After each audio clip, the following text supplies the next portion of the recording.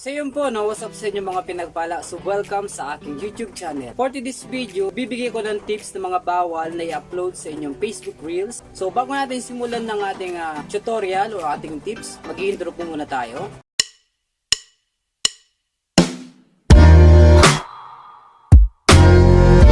So yun nga mga pinagpala, ituturo ko sa inyo o 5 tips bawal i-upload kay Reel. So number 1 po mga pinagpala, ito po yung mga bawal na i-upload kay Reels.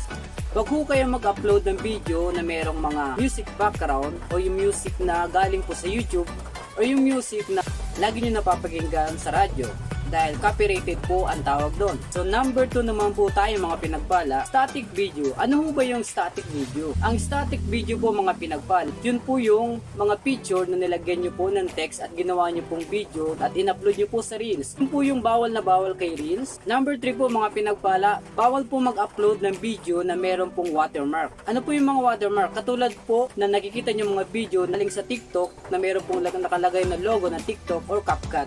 Yun po yung bawal na bawal kay Reels. Tips number 4, bawal po mag-upload na hindi po sa inyong video. Ano po yung hindi po sa inyong video? Katulad po na kinuha nyo ng video na galing sa TikTok o galing po sa YouTube, sinare nyo po sa inyong Facebook page, lagay nyo po doon sa inyong Facebook Reels. Bawal na bawal po yung mga pinagpala. Ito po hindi, magkakaroon po kayo ng copyright, no? So ang kailangan pong i-upload sa inyong Reels is original video. Ang huling tips natin mga pinagpala, tips number 5, yung po yung tinatawag na slide image. Ang slide image po mga pinagpala, yun po yung mga pinagsama-samang picture na nilagay nyo po ng mga text at music background. So yung katulad, yun nga po yung mga bawal na hindi nyo po pwedeng i-upload kay Meta or kay Reels, no, para po mabilis po tayong ma-monetize. So yun lamang po ang ating 5 tips na ibinahagi ko po sa inyo. Sana huwag nyo po sanang kalimutan i-subscribe or i-follow ang aking Facebook page. So maraming salamat po at maulan.